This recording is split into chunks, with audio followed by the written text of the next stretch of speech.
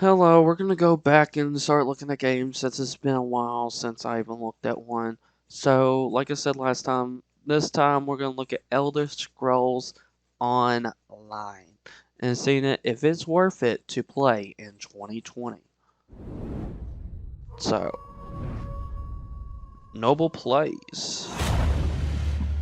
Nice intro, bruh. What up gamers? My name is Noble and welcome back to the channel. And in today's video, I'm going to be giving you guys a review slash first impressions of my first time playing ESO, or more known as Elder Scrolls First time playing. Online. A Alright. few disclaimers before I get started with the video. If you're looking for an in-depth review of all the aspects of the game, this is not the video for you. This is for people who are interested in the game and just want to get a little, not like a TLDR, but some raw first impressions. I only have about 25 hours played in the game so far, so it hasn't been a lot by any means, but I've done enough to experience the game in a very short but like raw form, so I'm not gonna have any biases towards a certain expansion or things that the game has been through over the past 6 years, but those elements will come up in the video, so just keep that in mind.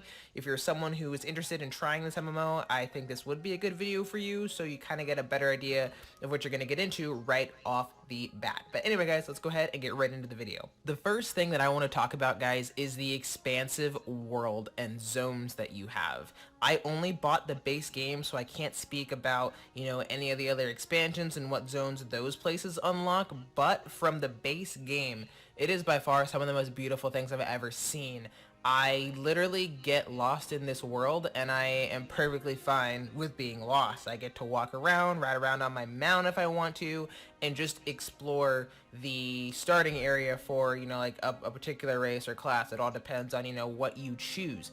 But this game really promotes exploration over a lot of other things, which is kind of a new take on things considering the MMOs that I play. I main Star Wars The Old Republic, so coming to this MMO, there's a lot of different things that, my main game doesn't have, so it's really fun to see a world that, seemingly continues to keep developing and getting bigger and bigger and bigger, and I'm getting all tongue-tied, but that's really how I feel about the entire world. It's really immersive and expansive and is a really big selling point for those of you who are really into open world RPGs. This is perfect.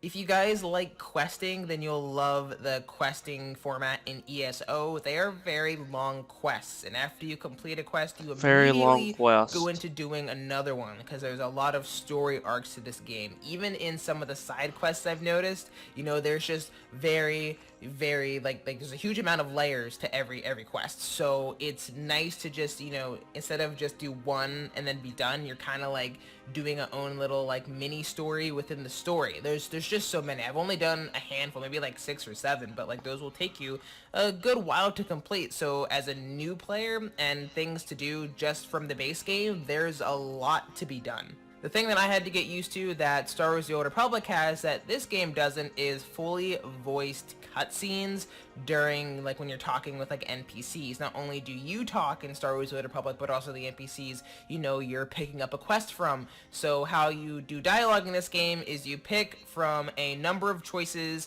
but those obviously aren't being voiced by your character. You're kind of reading things as you go along, and then you click on the response you want, and then it's assumed that like you're speaking the words and the NPC is answering you. That's something I had to get used to. I'm a little spoiled in that sense, but that's standard for a lot of MMOs, so that's nothing new for, I'm sure, a lot of you guys who have been playing. I will say sometimes it did feel like the questing was really long and I didn't get a decent payout at the end. Granted, I'm only like level 12 or 13, so I'm sure maybe that will change in the future, but I would quest for maybe like 30 minutes before I got like my gold and my experience and some gear. So sometimes I was kind of like, okay, I'm doing all these missions, where's like my gear to keep fighting more powerful enemies, where's my gold and all this other stuff. So keep that in mind. It's not really a bad thing, it's just something that I noticed. In addition to that, the leveling experience is pretty good. Again, kind of long, as I just referred to the questing being a little long. It seems like it takes a while to get from, a level 1 to level 12 to where I'm at. Granted, I don't have a lot of hours in the game, so maybe if like you have a no life and you grind it, right, you might be able to get it done faster, but I was No usually like life. hoping. I was thinking I could reach level 10 in like 3 or 4 hours. I think I only got to like level 5 or 6 in that amount of time, which, I'm calling back to my main MMO, Star Wars. You'd be level 10 in like 2 hours or something like that. But then again, there's a lot of other things involved, and they're fundamentally different games. So to me, it felt long, but that's just because I'm used to maybe a faster leveling progression. But that doesn't make this progression bad. It's just something that I noticed. Next thing I want to talk about is the PvP. Guys, this is really Nah, refreshing. I I am never a care for main like PvP. PvP channel. That's really what I cover, moving into other things, but PvP is my bread and butter. And I was really unsure about the PvP content going into this game. I didn't know how it would really work out, considering you're just aiming a lot more than what, the game that I play, which is tab targets. So I was wondering how it would work, how it would flow.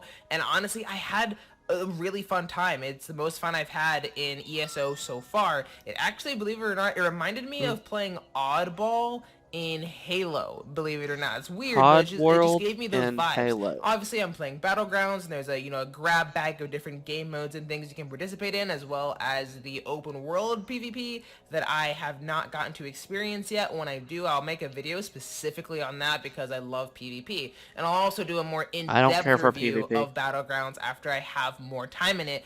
But as a first impression from a new player, it's fun. It's really, really fun. It was intense. I loved healing my allies and, obviously damaging my enemies. I died a lot, but I also had fun doing it. The questing for PvP, there are dailies you can pick up, and that's cool. I like that. So thumbs up 100% for the PvP. Something that took me by surprise, and I didn't know I would have to be doing this when I started playing, is getting add-ons. Now, the add-ons are helpful because this game didn't launch with a minimap, and you can get an add-on that gives you a minimap. You're not going to see it in any of this gameplay because I didn't have it, installed at the time, but I've been running with a minimap ever since, and it's changed, everything.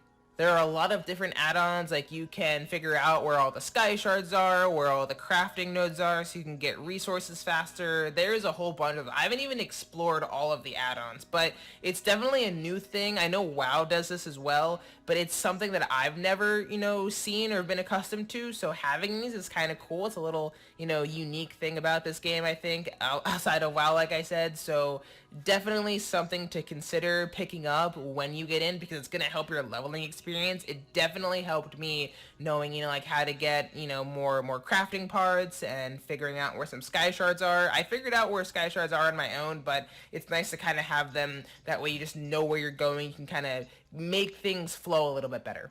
If you are not subbed to the game, Sub. you get your mount at level 10. Maybe you get it earlier. I'm pretty sure once you get it, you unlock it, for the rest of your, future characters, and you'll have it.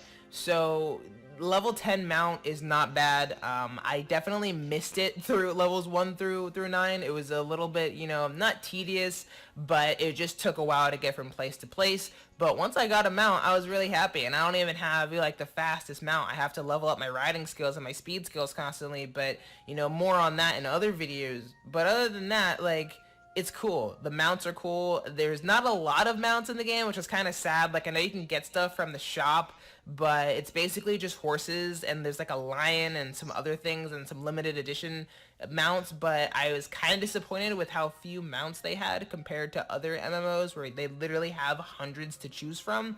But, that's just a little gripe. It didn't really take away anything from my experience playing the game. So anyway, guys, overall, my first impressions, I would give it a solid 7 out of 10. I Okay. would have liked to see things a little bit more visible for new players. Like, say you didn't know, the add-on system. Like, finding crafting nodes was a little bit frustrating for me. and that kind of almost took me out of crafting a little bit. But again, I only have about 25 hours in, so I just need to get used to the game, and I have to give the game a chance. So for those of you guys who are looking to pick up Elder Scrolls Online and you're like, should I give it a chance, even if say you've played a different MMO, like what's different, what's changed, I think you should pick it up. It was definitely worth the $20 I paid for the base game. I would suggest only getting the base game until you really decide that, okay, this is a game I'm going to commit to, and then maybe, like buy expansions and things like that, or sub to ESO Plus, whenever Okay. you decide to make that decision. I have not yet decided to subscribe to ESO Plus and buy more expansions. Well, when you get ESO Plus, you get all the expansions as well. So I haven't figured out what I'm gonna do yet, but so far I'm having a blast in the game, and I cannot wait to keep playing. Guys, if you enjoyed the video, please be sure to put a like on the video, as it helps me and the channel a lot. I will be streaming ESO every Sure. single Wednesday at 8:30 p.m. Eastern time, so come out. It's gonna be a great time, and thank you guys. Yeah, I'll see you in the next one. So we're gonna also. ESO every I'm gonna cut that out. I'm gonna also subscribe to him as well. Um, what do I think of it? I don't know. I totally forgot. It totally. First of all, it kind of. I forgot about it being you had to pay for it and stuff like that. So that kind of just like just passed my ear a bit. Overall, it just I don't know. Like when you start to look at like more MMOs, it just kind of I don't know maybe feel the same. I don't know. Like Elder Scrolls, I never got into Elder Scrolls. Like to be honest, the first one I played was Skyrim, and people said that's the best one in the series. Tried it, gave it several times, didn't like it that much. I mean, it's okay, but I didn't really like it. And then I went to Morrowind, didn't like it as much, and then Oblivion didn't like it as much. So it just I'm not much of an Elder Scrolls like if it was a Fallout, but if it was a Fallout 76, which I'm not going to play, but it's just I don't know. It didn't really catch my eye. He said, "Should you play it? Should you give it a chance?" Sure. He even likes it. And the base game apparently is only like $20. But at the same time, just like, I don't know, probably not. What do y'all think? Because this was a game that someone talked to me saying like played that this person played was Elder Scrolls Online. So tell me, do y'all play this game? Are y'all still playing this game? Do y'all even recommend me playing this game? Because like I said, we're looking for games for us to play, us to communicate and grow as a family, and just have fun and chillax and relax and have some fun times. So yeah. I'm sorry if it wasn't much of a reaction. I was watching it, but it just doesn't seem. I don't know. But I am going to support this low YouTuber. I mean, he doesn't have a lot of subscribers, so go support NoblePlays. He'll be doing a lot of Elder Scrolls Online, so if you want to go see some of that content, subscribe to the dude. All right. Until then, I will see you guys and girls in the next